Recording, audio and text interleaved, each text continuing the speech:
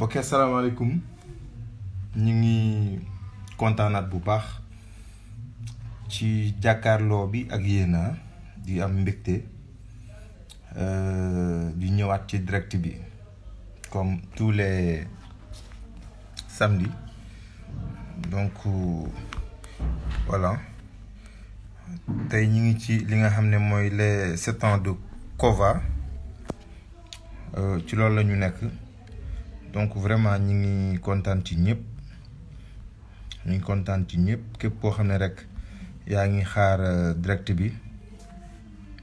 ñu ngi kontaan ci yow di am mbégte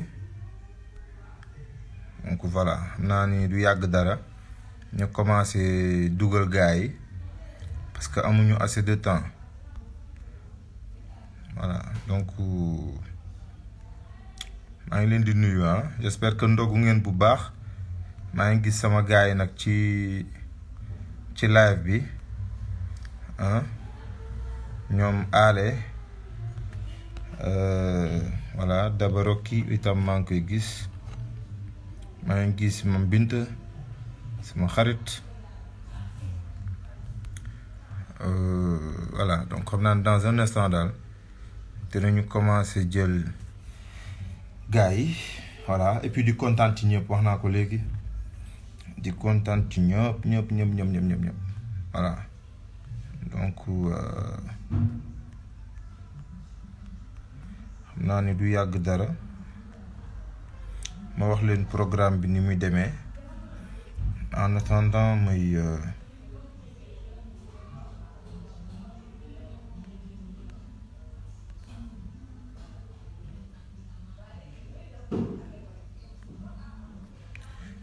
donc en attendant may bind thème bi rek bu ko defee ñu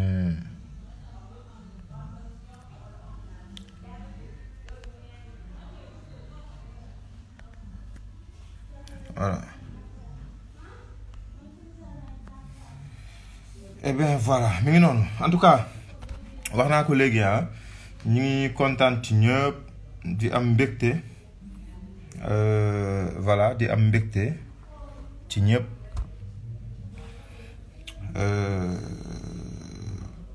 Cova fête ses 7 ans donc je pense que 2013 le Cova commencé woon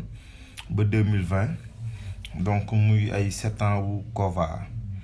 xam naa nag du yàgg dara dinañu jël ñi nga xam ne ñoom ñooy def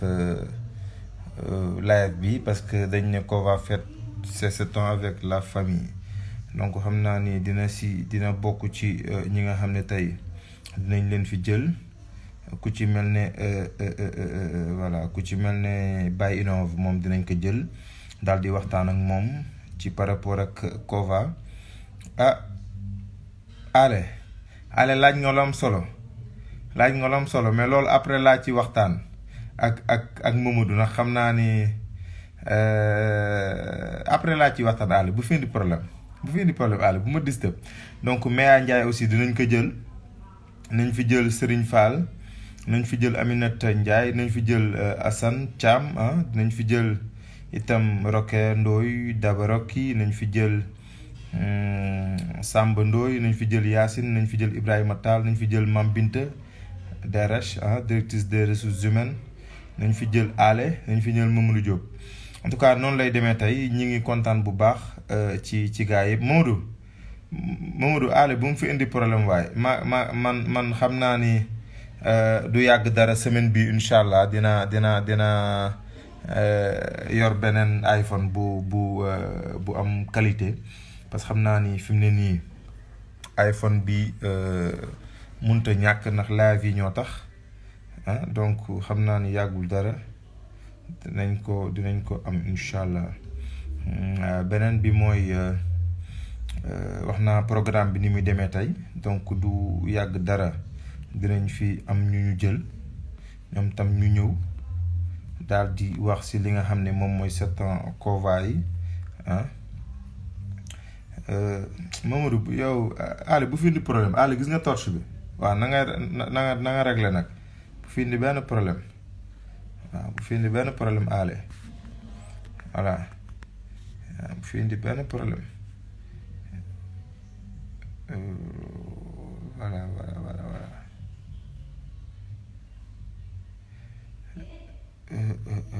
Voilà.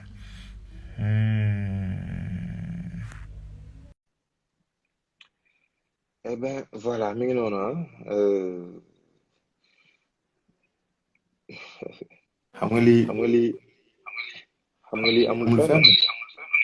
mooy maa ngi ci direct bi mais maa ngi ci direct bi. voilà donc gars yi laa bëgg ñu dugg ñoom tamit nekk ci live bi vraiment ñëw ñu waxtaan. voilà mi ngi noonu et puis di jaajëfal ñëpp di leen remercier kontaan ci yéen.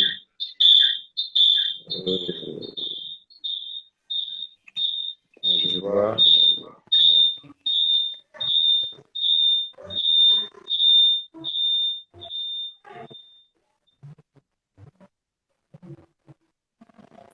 voilà yéen ñi nekk sama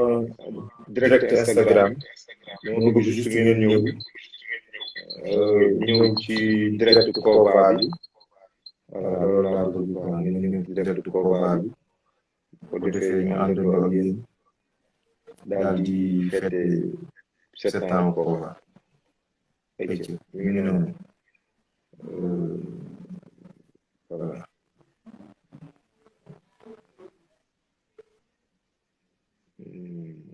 Voilà.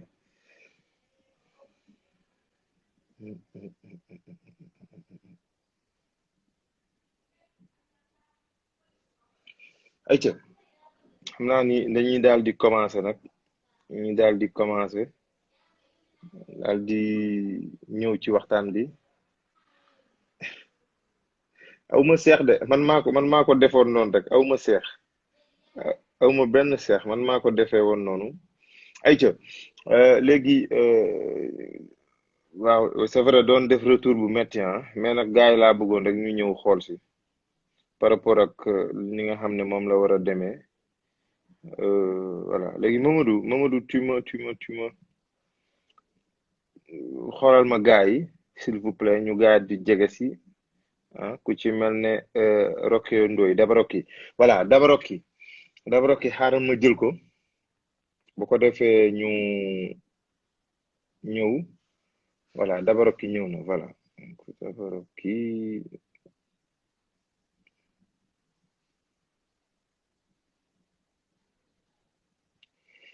Dabaroki s'il te plaît envoie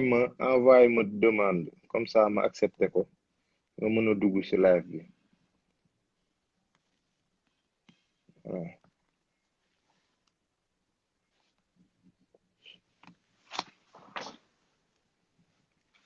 Dabaroki envoie ma demande s'il vous plaît comme ça nga mën a dugg ci live bi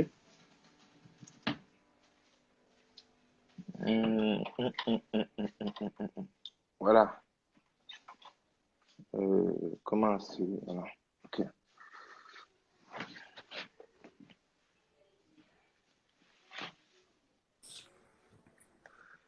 mais Dabaroki waaw mais maa ngi kontaan ci yow maa la gën a kontaan maa ngi am mbégte bu baax wallaay maa leen ëpp mbégte tey vraiment ñu kontaan ci dalal bi ndax xam naa ni waxtu bi xat na heure bi boo ndogoo ñu ci bëri ñi ngi seetaan télé wala ñu tëdd waa ñi di xaar reer voilà ñi di xaar reer donc bu ngeen bàyyee loolu yëpp parce que Kova moom moo ko waral dëgg la voilà et puis ñuy kontaan bu baax encore une fois ci yow di la bàyyi nga nuyoo ak ñi ñu seetaan et puis rappeler ni que ñu ngi ci page Kova nekk en direct ay ci c'est parti alors waaw kon di nuyu ñi ñuy seetaan ñëpp di leen dalal jàmm ci page Kova SN di wax ne tey rek dañuy fêter les 7 ans de Kova ñu koy fêter les 7 ans de Kova avec la famille donc moo waxal sama teewaay tey ci page bi comme ni ko waxee rek yitte yi bëri na tey ndax weeru koor lañ nekk heure bi dafay xat mais daal li ko jar a ko jar tey Kova moo tax ñu nekk fii waaw ay ci mi ngi noonu en tout cas kontaan nañ ci yow dalal la jàmm di am mbégte mais tey bu ñu bëggoon xam exactement kan mooy Dabaroki lan nga ñuy wax. loolu dafay jafe Mamadou xam na loolu dafay jafe pour wax kan mooy Dabaroki. Rokhaya pour def benn historique bu gaaw rek ci sama xamante ak Mamadou Diop ISM lañ xamante ISM la jànge naam moo ma rawoon classe yu bari mais ci ay activités scolaires lañ xamante donc loolu moo andi suñu xameel ba mu woo ma pour ñu liggéey ci Kova mu nekkoon vraiment lu ma neex parce que tamit bàyyi ñëpp ne la Rokhaya dama bëggoon ñu liggéey ci Kova parce que gis naa ni nga mel gis naa ni ngay doxalee et tout ça donc ma amoon ci mbégte trop tamit liggéey ak ñoom parce que sama ay mag lañu woon ñu ma doon wan yoon bu baax et tout ça donc voilà loolu moo indi sama liggéey ci biir Kova. donc indi sama liggéey ci biir Kova loolu la. déggoo Mamadou nee na femme de valeur et de principe. mais Mamadou tey moom dama bëgg moom nga bàyyi jàmb bi tey jàmb bi laa bëgg nga bàyyi nga waaw nga bàyyi ma ak ñoom parce que tey moom. duma leen may dara et puis tey donc juste pour ñu ci relation ci yow ak Mamadou. donc nga may ma tuuti rek ci seen ay relation après xamante bi. après du coup mën naa ne tey jii nii dafa dépasser relation xamante simple parce que dafa nekk sama mag ba mu nekk sama xarit ci sama borom kër ñuy ànd bu rafet. ba famille di demalante parents di ñuy xamante et tout ça donc nekkatul affaire boo xamante ne liggéey moo ñu boole wala école moo ñu boole woon dafa dem ba nekk affaire de famille moo tax je trouve tout le sens du thème aujourd'hui Kova avec la famille. avec la famille d'accord. parce que boo xoolee relation dañuy évoluer peut-être que début bi du woon luñ ci séntu woon mais dafa dem ba nekkatul lii moo ñu boole dafa dem ba dépasser loolu. dëgg la. voilà. en tout cas mi ngi noonu yaakaar naa ni loolu leer na et puis wax naa ko waxati ko Mamadou Sang ba léegi mi ngi wax si yow lu baax parce que tey xëy na yow yaa ko ji mais aussi non xam nga àdduna le plus important mooy relation ak nit waaw te bu ma nee relation nit ak nit mooy tey doo ci génne humanisme muy nite donc je pense que tey li muy wax si yow yëpp lu am la macha allah moo tax mu koy wax si yow et puis tey tànn bi c'était pas facile parce que Mamadou dama ne ko dressel ma liste donc bi mu dressé liste maa ngi moom ñu waxtaan si ku nekk mu wax ma li tax mu tànn la donc wax dëgg yàlla tamit mu nekk man aussi lu ma neex loo xam ne nii vraiment daf ma marqué voilà léegi beneen bi mooy tey boo amee benn défaut boo xam ne tey peut-être neexu la ci Mamadou wala mu koy def loo xam ne neexu la lan lay doon non attends mais nag defal nañ ko nag xoolal Dabaroki dama bëgg mu leer c'est pas parce que Mamadou dalay seetaan rek doo wax li nga sentir voilà parce que man Mouhamed Mbaye tey yéen ñëpp naa leen topp ba ngeen sës yéen ñëpp dinaa leen topp tey ba ngeen sës tey waaw du bàyyi daal xaw ma défaut la xaw ma qualité la mais daal waa ji dafa perfectionniste trop détail par détail lay génne il est trop perfectionniste ça peut être une qualité pour certains mais ça peut aussi être un défaut pour d'autres parce que à force de trop vouloir rafetal baaxal gënal nee nañ defar bu bëri moo taxoon ngolo ñaaw mu ngi noonu. waaw léeg-léeg day bëgg léppay parfait léeg-léeg. waaw sinon. mi ngi noonu. peut-être loolu laa gis wala koo xamante ne dafa pas du mën a yàkkam ci mais bëgg na rigueur daal te loolu qualité la plutôt ci man. dëgg la. ale nee na wérul quoi. non mais vraiment lu baax laa xam ci moom su ma nee défaut moo tax ma ne la peut-être mën na nekk défaut pour certains mën na nekk tamit qualité pour d'autres peut-être mooy perfectionniste bi may wax rek ak vraiment trop de rigueur moo tax des fois peut-être mu mettre la pression chez certaines personnes voilà donc loolu la loolu laa gis daal Dabaroki yow daal Mamadou da lay seetaan moo tax bëgg wax ci moom mais vas-y léegi bàyyi ba ñeneen ñu dugg ñeneen ñu bu ñu duggee xëy na ñu confirmer li ma wax wala ñu ne voilà donc mais tey boo amoon benn qualité boo xam ne mi ngi ci moom tey yow vraiment yow nga bëgg tey mu nekk ci yow tey lan lay doon tey man laa ci tànn waay man laa ci tànn c'est à toi de voir yow yaay xool rek loo xam ne nii wóor na ni tey Mamadou tey am na loo xam ne mi ngi ci moom tey boo sañoon vraiment yow tamit voilà mu nekk si yow quoi mooy yaay xool rek nekk sa capacité de tollaale maanaam mën na wàccee boppam ba yem ak ñëpp tey daa mën naa ne mën nañ nekk ensemble doo xam ne Mamadou Diop tey ci buñ daan liggéey doo xam ne moom mooy borom Cova moom moo ko initié dafa wàcce boppam te loolu man humilité laa ko mën a tuddee humilité nag du ñëpp ko mën a am donc man loolu mooy jikko bi nga xamante ne naw naa ko ci torop tey waaw en tout cas voilà mi ngi noonu yaakaar naa ni leer na Dabaroki xam naa ni comme Mamadou fi mu ne da koy seetaan da koy bañ a sànni xeer mais tey samay ballu fetal nag la yoon la tey boo dangoon dama naan la ñi nga mel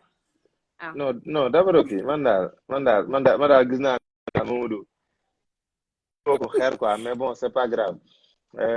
façon man dégguma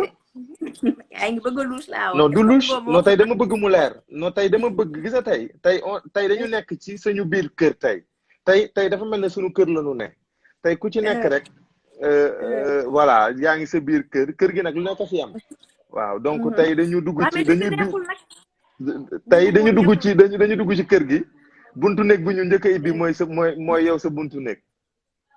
waaw mais bu fekkee tamit locataire yi jàmm nga sekkante ak ñoom nag jàmm jooju la nga mën a wax d'accord nangu naa baal naa loolu mais tey est-ce que mus nga ma wax loo xam ne yaag moom vraiment mus ngeen ko dund mu nekk loo xam ne vraiment dala marqué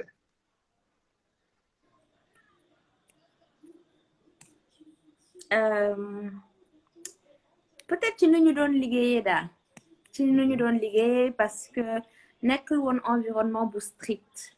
dañ demoon ba tey dañuy wàcc suñu liggéey sax ñu enchaîner fi nga xamante ne moom lañ ne woon mooy suñu lieu de retrouvailles dañ daan wàcc liggéey soon weeru ko ñu enchaîner maris dem ne dañuy liggéey ji ci Cova et là-bas on pouvait rester jusqu'à 22h si on le fait c'est parce que on prenait du plaisir à le faire parce que environnement bi permettre nañu tey ñu am motivation pour dem continuer ko te loolu c'est vraiment des expériences yoo xamante ne tey dama koy fàttaliku des fois dina ma manquer parce que je ne peux plus le faire mais marqué na ma su ma demoon ba toog parce que je prenais du plaisir à le faire amoon nañ ambiance boo xamante ne vraiment macha allah doo dem yëg ne sax da nga sonn parce que tu avais bëggoon nga ko def donc moment yooyu noonu nga xamante ne partagé nañ ko et je crois que ñun ku ci nekk am na loo ci jëlee ku ci nekk enrichir na la mu nekk côté professionnel mu nekk côté social mu nekk humainement parlant ku ci nekk daal jëli nga ci dara voilà. mi ngi doon Dabaroki maa ngi lay remercier di kontaan ci yow vraiment di rafetlu ànd bi parce que tey bàyyi nga sa temps wax naa ko léegi bàyyi nga sa yitte tey lan nga bëggoon ma laaj la te jotuma la ko laaj.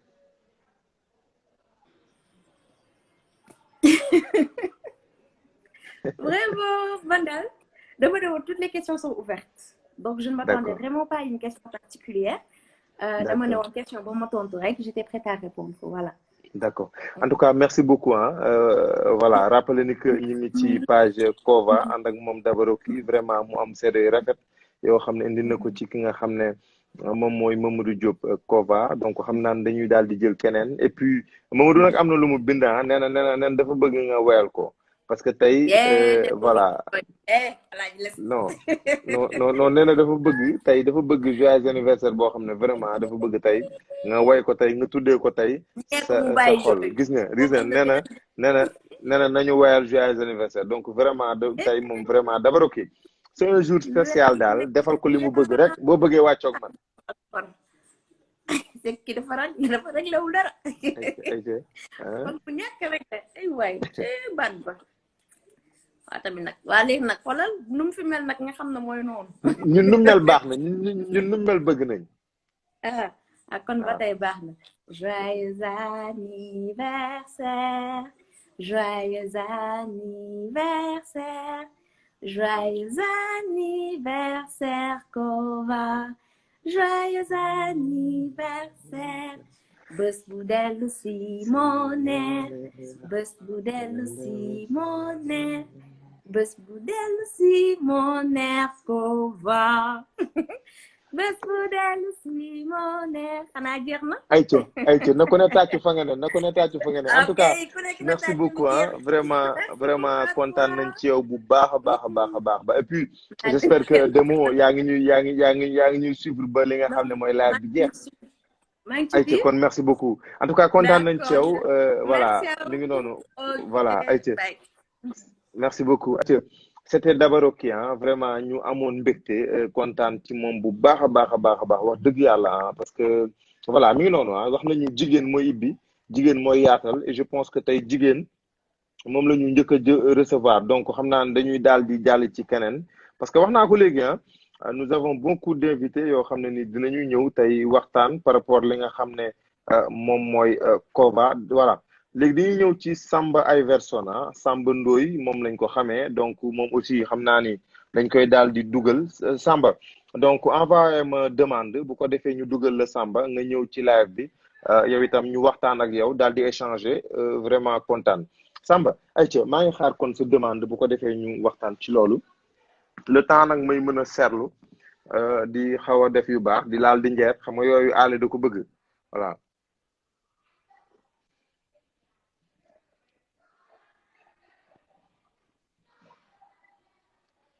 donc Samba envoyé ma demande bi moom lay xaar voilà donc Samba mi ngi noonu moom aussi envoyé nañu demande am ñu jël ko vraiment di kontaan ci moom voilà dans quelques instants Samba daal di ñëw Samba Ndoye Samba Iverson voilà donc et puis sans plus tarder parce que waxtu bi xam nga nag dafa gaaw donc s'il vous plaît képp koo xam ne nii après Samba Ndoye Yacine Cissé moom mooy ñëw bu ko defee Yacine Cissé moom tamit pare bu ko defee mu gën a gaaw Mamadou yow naa la ñun après foog ñu def réunion suñu biir waaw ale moom du ma ko tontoogul léegi waaw après Samba Iverson nag Yacine mooy ñëw mais Samba acceptel bu ko defee nga ñëw parce que waxtu bi def ñu xoj voilà le temps file waxtu bi dafa gaaw donc bu ngeen ci mënee jàpp rek ku ci nekk rek buy ñëw mu pare et puis remercier bu baax yéen ñi seetaan parce que c'est pas évident tey samedi soir la ku ci nekk rek waroon mën a doxi leneen mais vraiment ngeen bàyyi yitte yi bàyyi lépp tey ñëw di seetaan di participer ci li nga xam ne moom mooy kii bi voilà donc Samba vraiment boo ñëwoon dina baax Samba envoyé waat ma demande parce que man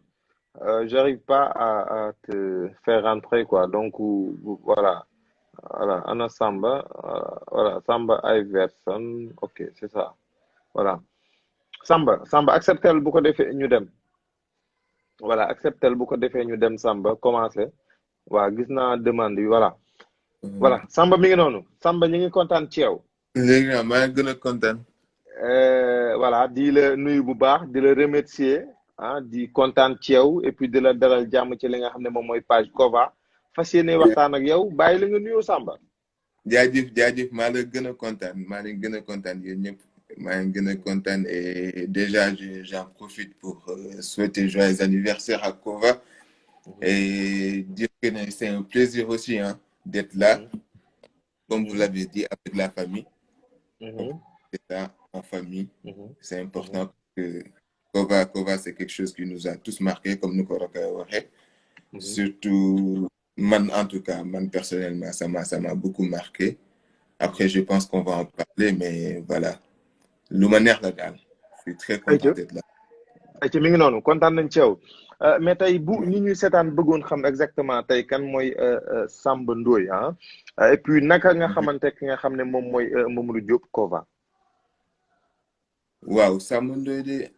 pour wax si du jafe de parce que comme am nañ Rokhaya ba pare man seexu Rokhaya la da ngay jàpp ne da ngay jàpp ne qualité yu mu am yëpp man am naa ko quoi donc macha allah. même personne bi amul benn macha différence. allah macha allah. ñu voilà bëri mais nag tey. waaw vas-y man vas-y. maay garçon terrible mais c'est pas le cas man ak moom a yem. sama seex la. en tout cas mais tey boo ñu doon wax yéen Mamadou seen xamee nan la dikkee tey lan nga may wax tey. du ma comme loo xew aussi et comme les autres ñoo ngi xamante woon ISM et ñun ñoo si gën a nekk xale si groupe bi en tout cas ñoom ñoo ñu rawoon muy Dumo muy ñu xale ñoom ñëpp ñu rawoon mais ñun dañu ñëw gars yi intégré ñu quoi comme seeni rak jàppee ñu comme seeni rak. Et je me rappelle toujours man bu may soog a intégré ISM bu may soog a commencé sama stage surtout ñoom allé la rejoindre ak ñoom loo xëy seen bureau foofu laa commencé buñ may wax waxu Kova dès le début en tout cas man sax daf ma jaaxaloon maa ngi doon wax genre lan laa leen mën a apporter quoi vu que je venais tout juste d'avoir mon diplôme et tout mais c'est quelque chose qui m'a marqué loo xam ne daf ma topp ba nii et c'est grâce à Dumo ak gars yi nii yëpp parce que voilà ñoom ñoo ma njëkk permettre en tout cas ma xam luy liggéey quoi même si j'étais en stage à l'ISM et tout j'avais une notion sur la chose mais ñoom ñoo me permettre en tout cas comme nu ko doon waxee woon du woon cadre bu formel à la base donc fallait qu'on s'adapte te gars yi dañu doon teg si yoon bi quoi dañuy expliquer naka laak nan la te lu ñu jàppale la en tout cas jàppale nañu bu baax te du ma noonu laa ko xamee moom moo ñëw jàpp suñu loxo boole ñu sa affaire bi wan ñu yoon bi daal moo tax ñu on n'a jamais hésité en tout cas à adhérer dans la chose. En tout cas mi ngi noonu merci je pense que question bu précise réponse bu précise venant de Samba Ndoye Samba Iverson comme ni ñu ko tuddee ci pseudo bi en tout cas mi ngi noonu ñu ngi kontaan ci yow wax naa ko léegi di la remercier ci li nga xam ne moom mooy déjà bàyyi xel bi ak defal ñu honneur nangu suñu invitation donc vraiment ñi ngi kontaan mais tey boo doon ñëw ci sa ay relation ak ki nga xam ne moom mooy Mamadou Diop tey lan nga ñu ciy wax tey.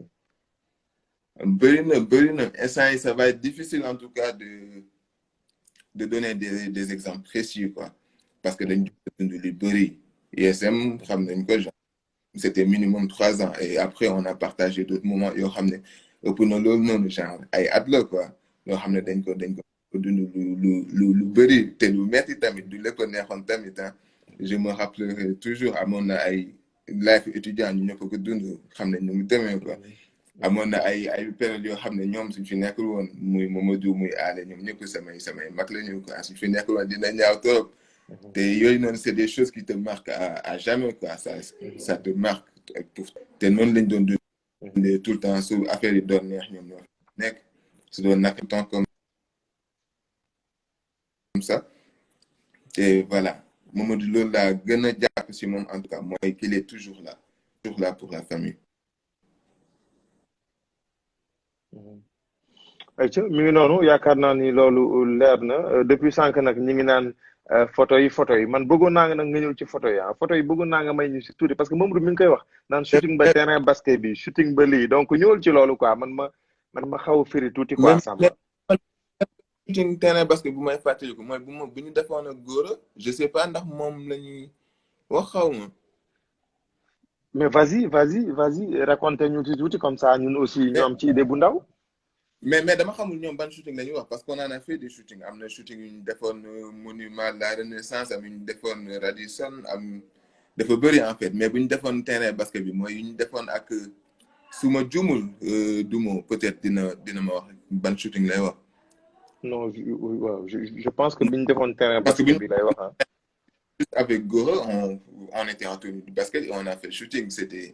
c'était rien d'extra mais yu ñu defoon am na yeneen shooting yu gën a grand yu ñu defoon mixta ay temps ale moo nekkoon directeur artistique bi quoi moo ñu doon yóbbu si garage yu mécanicien bi ñuy def shooting si biir garage yu mécanicien yi di dem ay Wakam ay Radisson pour def ay shooting gars yi di jéem a daanu si piscine bi affaire bu nekk gars yi xam nga ils étaient fous ils sont loin ñoom shooting yooyu noonu du ma ko fàtte mais terrain basket bi c'était rien de ouf c'était juste 2 personnes en tenue de basket. d'accord ayca mi ngi noonu yaakaar mais naa Alé ni leer na mais tey. Vas-y. affaire tuuti parce que moom moo nekkoon directeur artistique bi di ñu def la ay affaires yoo xam ne ku ñu fayoon 1 million sax. waaw ale de moom xam nga yooyu da koo neex moom dafa bëgg lu kenn laalul mu koy laal moom dafa bëgg vraiment lu moom daal bëgg na le stade du net daal xam naa ni ale daal ni ma ko xamee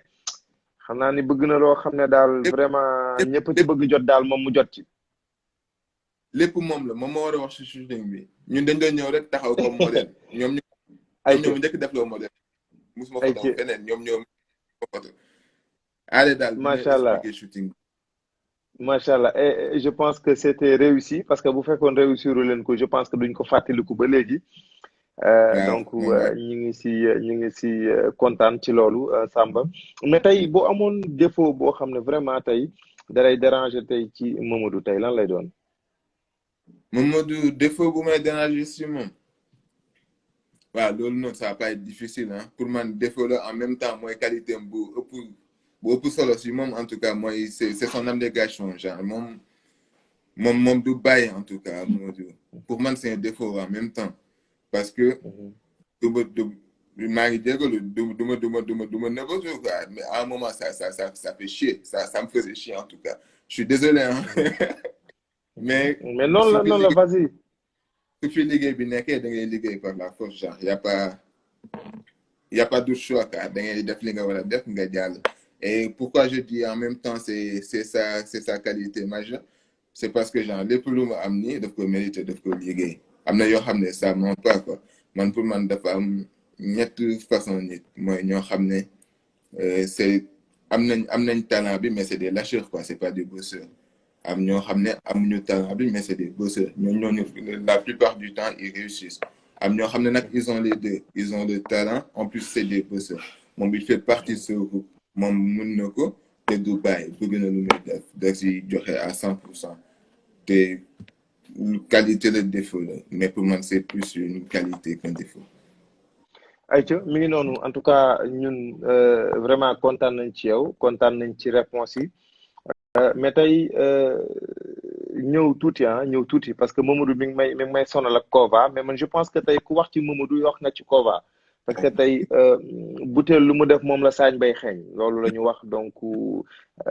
tegle bu jub moom vraiment bu daanuwul rek bool bi ci suuf la donc je pense que loolu moom moom mooy Kova mooy Mamadou.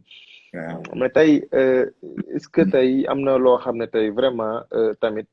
dundu ngeen ko tam mu marqué la ba léegi quoi muy ñëwaat sa xel tout le temps. bëri na wax dëgg fa yàlla en fait j'ai même du mal à damay am problème pour jël si benn exemple quoi mais wax dëgg fa yàlla bëri na trop maa ngi fàttaliku yooyu métti yu ñu doon encaissé mariste yooyu du ma ko fàtte ay affaires yu métti la yoo xam ne da lay marqué tamit. Samba dina ma rey. En tout cas man Samba man yaa ngi may dajji man Mohamed Mbaye moom maa ngi dee man yaa ngi may dajji. ñoo lay marqué comme je dis hein affaire yi mun nañ fi wax ba suba bu fekkee Kova la rek ak Mamadou mun nañ si wax ba suba parce qu'on a vécu beaucoup de choses en tout cas mais am na affaire yoo xam ne voilà dalay doo ko gaaw a fàtte et t'as même du mal pour tànn si benn quoi mais yow Marissi du ma ko mus a fàtte loolu du ma ko fàtte wala nga wàcc nu ko waxee woon ñun suñu liggéey SM en tout cas comme ni ma ko waxee woon ñun on venait tout de suite de commencer donc dafa xawoon metti suñu côté quoi donc imagine-toi dañ doon liggéey ba wàcc après Mamadou il nous appelait pour nous dire que voilà on devait se voir pour travailler ce que je disais tout à l'heure moom su liggéey jotee da ngay liggéey force donc tu étais obligé de rester encore pour pouvoir travailler sur la chose mais mënoo si dara da nga koy def quoi parce que da nga ko war a def après yooyu noonu ça te marque mais ça te travaille en même temps ñun loolu noonu man personnellement daf ma topp ba nii et dama ko siy gërëm quoi si gërëm ñii ñëpp tamit parce que ñoom ñëpp dañ ci jàpp quoi waaw Pinton cité mixtaay Pinton nen yi Pinton cité mixtaay ak bëri yu grave Samba en tout cas kontaan nañ ci yow vraiment ñi ngi lay remercier di kontaan ci yow vraiment di kontaan ci yow parce que voilà xam nañ que c'est samedi soir gars yi dañuy soog a ndogu donc vraiment dañuy bëgg toog ñoom kese di seetaan wala di nekk ci leneen nekk seen ay occupation mi ngeen bàyyi lépp tey ñëw ci li nga xam ne moom mooy live Kova bi et puis di rappeler ni que ñi ñuy seetaan ñu ngi en live ci page Kova et puis Kova moom mooy fêter ses 7 ans avec la famille donc yéen ñëpp ci famille bi ngeen bokk parce que wax naa ko sànq waxati ko choix bi c'était pas facile ah c'était pas facile tey nga am ñoo choisir parmi tant d'autres ah mais je pense que nag loolu moom yéen a ko liggéey donc mi ngi noonu kii lu mu bind Dabaro ki nee na Mohamed borom boutique bi demoon na ba xale ba lan ñu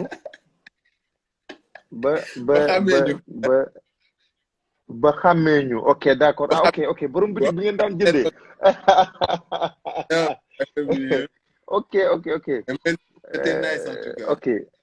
ok loolu la bëgg a bind donc dafa demoon ba xàmmee leen donc Dabaro ki mi ngi noonu léegi-léegi nag xam nga da ngay daal di xos lu ñun ñëpp ci jaar lu ko dalee ci ay mburoog diwliñ ak yooyu xam nga yooyu xale yëpp ci jaar loolu tam mënul ñàkk mburoog ton noonu kese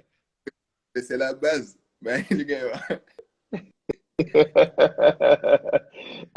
en tout cas kontaan nañ ci yow Samba et puis vraiment di la remercier di la bàyyi nga tàggatoo ak ñi nga xam ne ñoom ñoo lay seetaan fi mu ne actuellement et puis je pense que Demago yaa ngi continué di seetaan live bi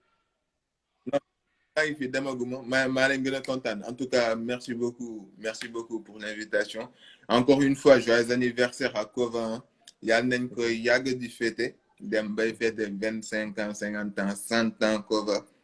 Kova nekk patrimoine national voire même genre amiin inchallah na fa yàgg inchallah ayca Samba mi ngi noonu ñi ngi lay remercier bu baax di kontaan ci moom Samba moom aussi vraiment bokk ci njaboot gi bokk ci famille bi vraiment ñuy kontaan ci moom Samba di ko remercier bu baax wax naa leen quoi tey nii lay demee tey soirée bi la liste elle est longue dese nañu ay invité je pense que bu ñu jógee ci Samba dañuy dem ci Yacine Cissé moom aussi qu'elle se prépare Yacine Cissé bu ko defee mu ñëw ñu mën a jàkkaarloo ak moom après Yacine Cissé nag on aura Ibrahima Tall moom tamit mu waajal boppam donc après Ibrahima Tall ñu ñëw ci Mame Bint Diop kooku moom mooy DRH bu Kova vraiment moom aussi di ci def liggéey bu am solo donc Yacine jegesil bu ko defee ñu dugal ci live bi mën a continuer waxtaan bi puis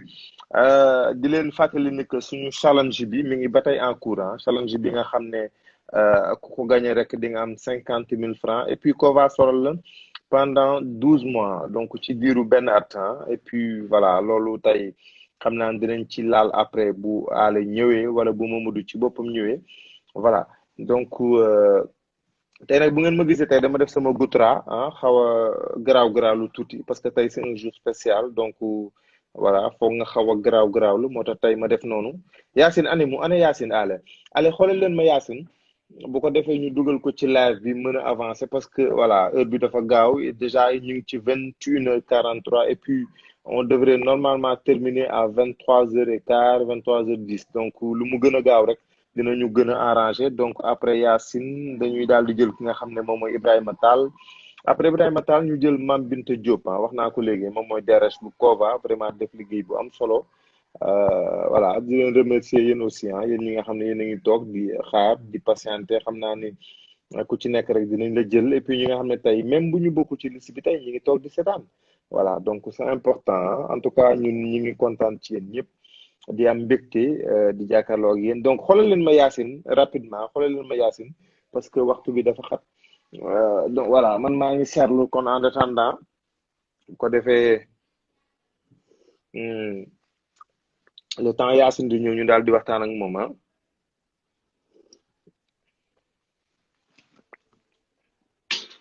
voilà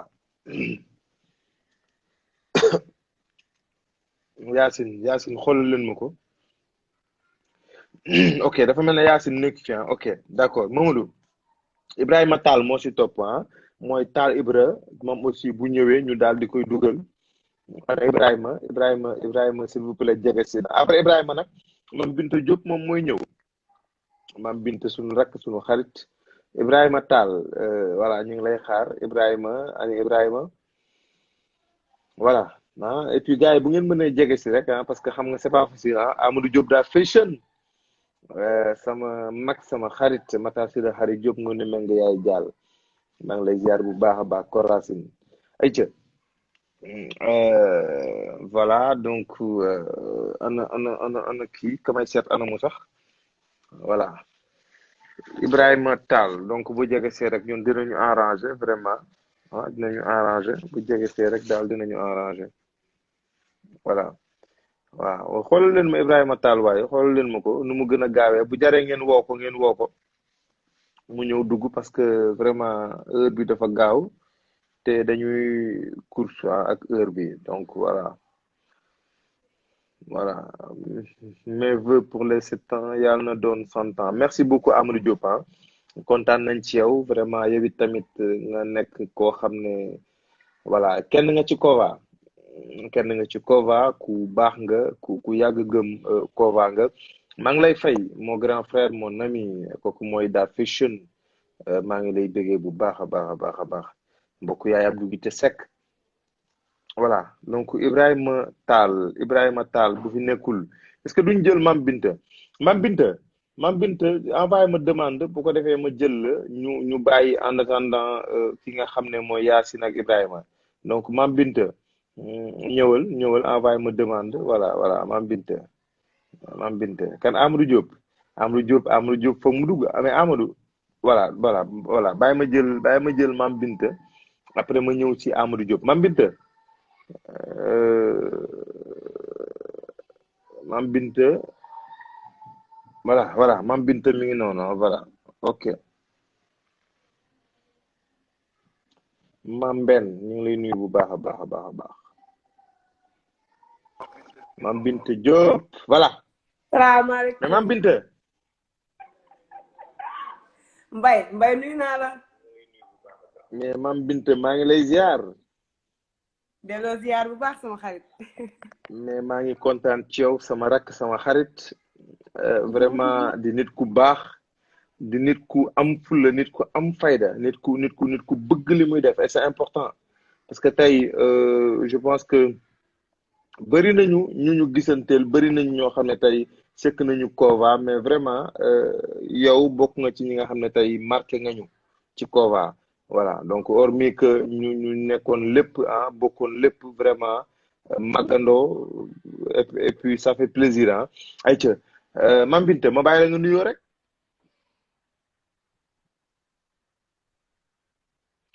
waaw Mam Binta nag sa réseau ngi daw de fi indi benn problème nga expliqué nag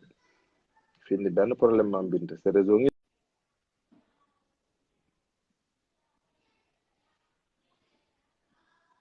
apparemment dafa am ay souci de connexion Mam Binta waaw dafa mel dafa am ay problème mu connexion ale na nga réglé wax naa ko dëgg bu mu fi indi benn problème waaw ay réseau yu di daw yooyu réseau di daw moom vraiment Mam Binta Mam Binta génnaat na de gis nga ale looy laa daj fi ne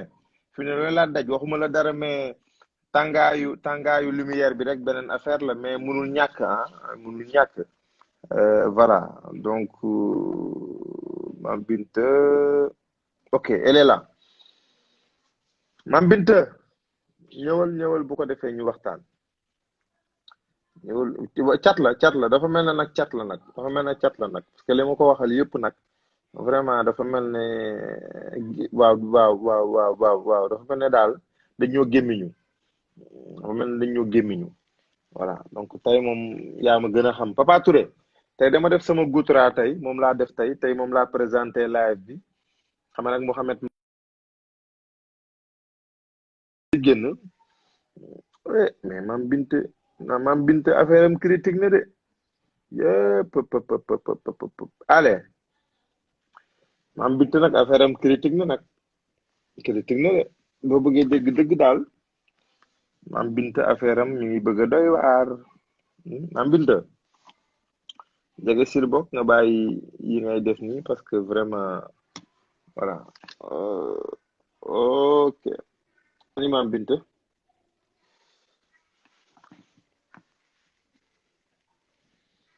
waaw Mam Binta boo dugg see rek mu baax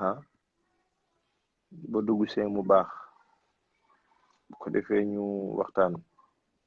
Voilà donc Mame Binta dafa mel ne dafa am ay problème mu connexion waaye xam naa ni du ñàkk ñu dugalaat ko bu ko defee ñu waxtaan ci li nga xam ne moom mooy Kova tey et puis wax naa ko léegi di remercier bu baax ki nga xam ne moom mooy Amadou Diop da Fashion. Donc après Mame Binta dinañu am ki nga xam ne mooy Baye Innove donc après Mame Binta dinañu am Baye Innove. Après Baye Innove dinañu am Meya Ndiaye bu Meya boutique après Serigne Fall mooy ñëw bu Serigne Fall génnee après Aminata Ndiaye après Assane Thiam donc bokk ci suñu partenaires yu bees yi voilà Mame Binta dafa am problème connexion voilà ok voilà Mame Binta nag vraiment nag bu ataaya ji neex rek nga ne noqos laa ci def bu fi indi problème voilà mais Mame Binta ci loo ne. maa ngi cool maa ngi jégalu de. connexion Sénégal rek. waaw mais loolu mënul ñàkk léeg-léeg connexion bi day daw mais ñu bàyyi la nga nuyoo très rapidement Mame Binta. salaamaaleykum ñi seetaan ñëpp maa ngi leen di nuyu bu baax ku ci nekk voilà man la Mame Binta Diop DRH commune bi DRH Kova en même temps petite sœur à Mamadou voilà. En tout cas ñi ngi kontaan ci yow Mame Binta wax naa ko léegi ci sa am fulla sa am fayda ak sa bëgg liggéey bi parce que c'est important parce que tey dafa am ñoo xam ne ci yëf yi ñoom vraiment motivation lañ ci man bu ma tourné ba gis la damay gën a am courage damay gën a tey jàpp parce que damay xam ne que affaire bi gëm-gëm la et vraiment yow itam yaa ngi koy def mais tey Mame Binta Mamadou li muy doon sa frère nekk sa xarit yëpp mais am na côté boo xam ne tey amaana neexula ci moom tey lu ñu mën a wooye liñ naan tubaab li muy tuddee défaut tey lan lay doon. Mamadou comme défaut moom defe naa ñëpp gis nañ ko pas plus que nekk allemand quoi nekk allemand pragmatique perfectionniste bëgg lépp baax tout le temps. waaw. da ngay jooy parce que nga naan kii nan laa mënee bokk ak moom kii est-ce que fii la nekk fii nii fii. dafa bëgg pragmatisme bëgg lépp parfait wa des fois da nga naan lii mënul nekk quoi. mais qualité la en même temps parce que li mu ciy def rek li muy def yëpp da ciy def fulla ak fayda voilà. moo tax xam naa mu mel. mais daal perfectionniste bi moom moo lay sonal. dafa ëpp quoi. bu bëri la torop. en tout cas moom mi ngi lay seetaan mi ngi lay déglu voilà donc mais tey boo amoon tey lu vraiment loo xam ne tey neex na la ci moom Mame Binta tey lan lay doon loo xam ne vraiment boo sañoon tey mu nekk ci yow te nekkul ci yow mu nekk moo xam ne ci Mamadou la ne te yow nekkul ci yow nga bëgg vraiment mu nekk ci yow qualité. liggéey nii la famille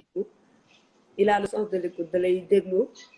expliquer la à sa manière xam nga des fois ma demee xam xët-xët man moom noonu laa mel yooyu jikko tam jël naa ko ci moom tàngoor bi yooyu noonu voilà parce que moom a yar moom lay wax papa bañ moom lay wax papa léegi nag su ma ñëwee tëb dal yuuxu jooy ak yooyu noonu daf may teg expliquer ma ku xam àdduna la wax la jaar ci exemple expliquer la nga gën a comprendre de ce fait yow da ngay dal voilà sens de l'écoute bi mu am noonu moom gën a neex moom ci jëmmam Mamadou muy que ci liggéey bi muy bokk bi ñu bokk en même temps. d'accord donc déjà bu ñu jógee ci loolu mais xam naa ni tey lii xew biir Kova yow yaa koy gën a xam tey voilà Kova naka lay rouler Kova est-ce que tey à travers la vente est-ce que Kova mi ngi ciy génn réellement tey Mame Binta.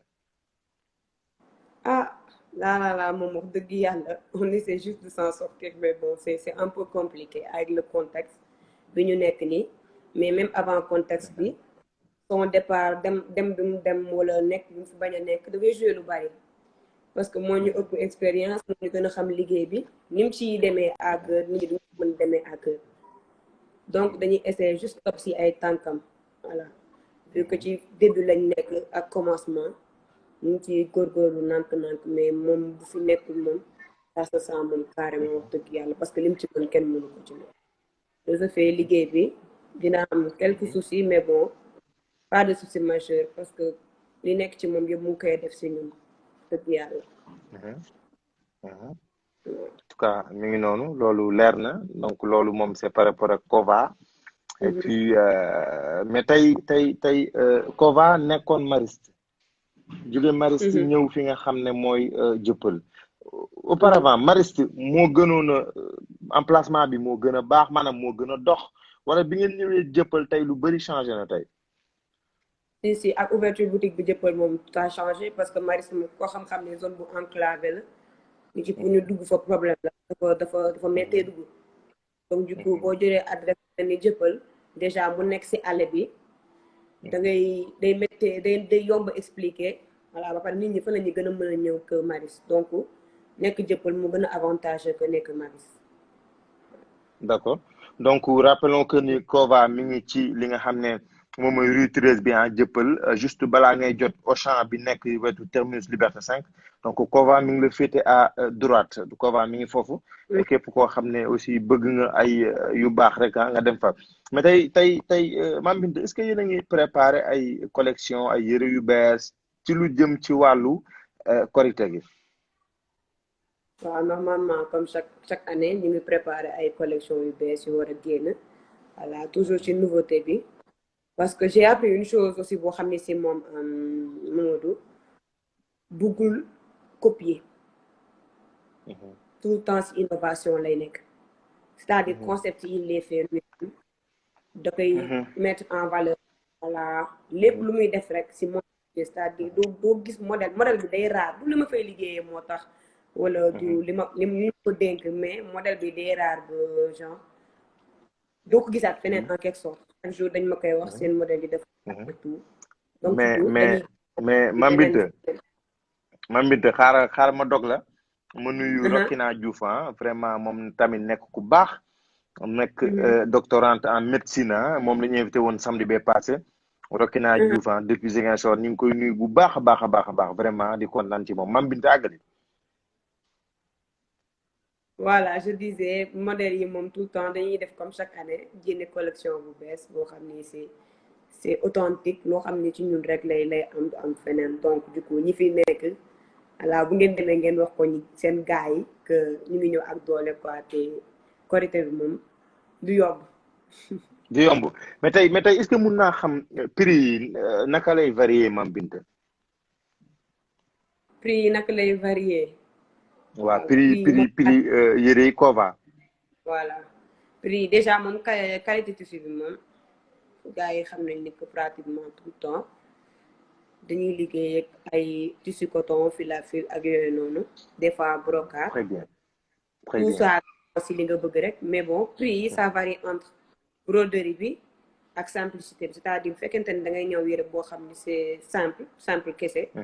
voilà c'est moins cher que yëre bu am broderie. ça évolue plus ak broderie bi design bi ak qualité tissu bi tamit. ok d'accord en tout cas je pense que tey waxtaan nañ ci lu bari xëy na du ñu mën a yaatal comme ni ñu neexee parce que tey ku ne xam na ni dañuy dox ci waxtu te je pense que voilà il est bientôt 22h il est 21h58 et on doit terminer ay 23h15 23h10 donc vraiment duñ la téye lu bari. et puis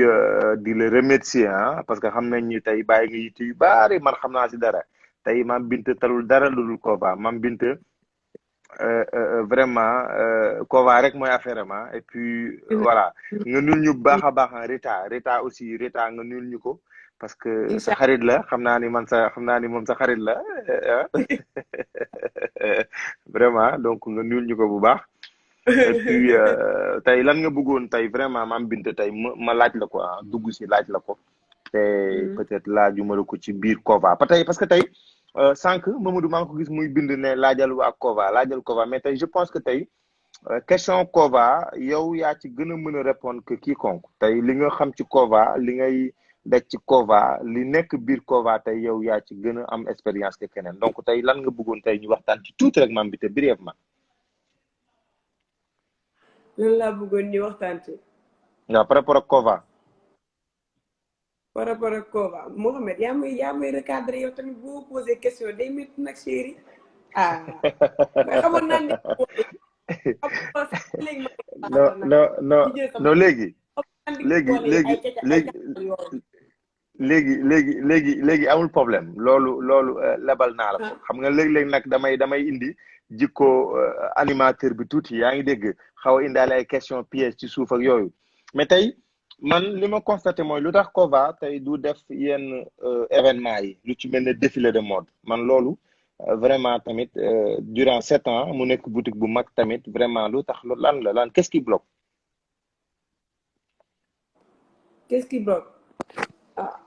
tu sais nag Mohamed moom côté boobu moom tu sais liggéeyu sénégalais moom pragmatisme bi sénégalais war a def si liggéey rek ça empêche déjà ça bloque parce que déjà quand tu es dans un voilà liggéey taxaw et tout problème communication bu amee rek c'est un peu compliqué déjà sans compter le côté financier parce que Kova mu ngi liggéey gaa mu ngi liggéey mu ngi ciy génn et tout di gérer lépp lu mu war a gérer mais quand il s'agit d'événement ku ci nekk voilà ku ci nekk xam na ni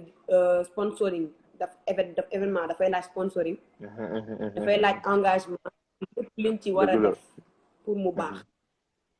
voilà donc les ñu ko xatee réunion yi ñu amal yooyu noonu yëpp c'est entre nous donc c'est pas la peine de exposer fii ñu nekk mais pour man problème majeur bi côté financier la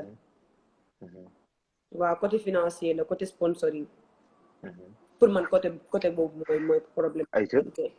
mais tey est-ce que tey Kova nu ñuy démarché tey ci yenn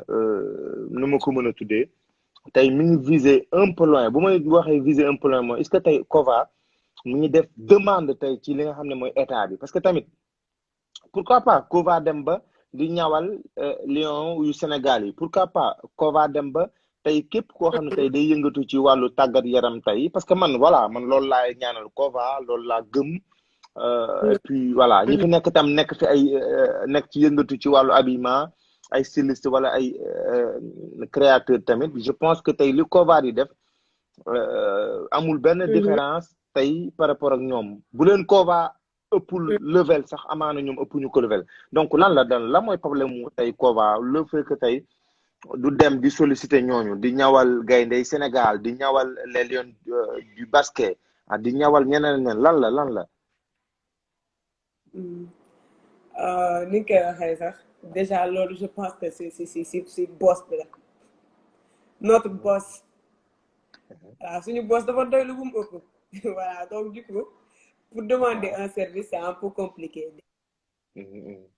yow loolu war nga ko xam on travaille ensemble il veut tout faire par lui-même parce que pour moi c'est la meilleure solution donc s'il demande une fois 2 fois il se sent obligé de tout faire par lui-même je pense que loolu si ça va à l'encontre du boss moom lépp si moom la quoi je pense que loolu moom d'accord njikko Mamadou la moom d'accord donc Mame Binta ñu ngi lay remercier di kontaan ci yow vraiment di am mbégte wax naa ko léegi ci sa fulla sa fayda sa am jom sa bëgg Kova sa respecté Kova donc ba tey Kova jaral lu ne man xam naa si dara bi ma intégré Kova yàgg na yàggul parce que amaana xamante nañ bu yàgg mais tey Mamadou yàgg na ma woo ñëwal mais xëy na yàlla moo ko tuddul woon vraiment bi mu ñëwee ba tey tamit lu rafet laa gis ci yow ci lu rafet rek laay xool ci yow donc ñu bàyyi la nga def sa mot de la fin par rapport ak ITV bu ndaw bi ñu amoon ak yow. d'accord maintenant maa ngi tàggatoo di souhaiter déjà Kova joyeux anniversaire 7 ans yi yàlla na nekk ay année yu bari ñu yéene ko Kova yéene ko borom Kova franchement je viens de la part de la famille voilà pa bi mère bi ak ñëpp ñu bokk ak Mamadou ñu xamante ko ni ñu ngi ci ginnaawam et que bu Kova yegg rek bu ñu mënee dolli ci rek ñu dolli ci incha allah parce que moom ci boppam mérité woon na ko il a le sens de la famille et tout franchement jàmbaar la quoi jàmbaar la référence la. je viens de la part de la famille ñu ngi koy souhaiter joyeux. macha allah kontaan nañ ci yow li ñu dese bëreetu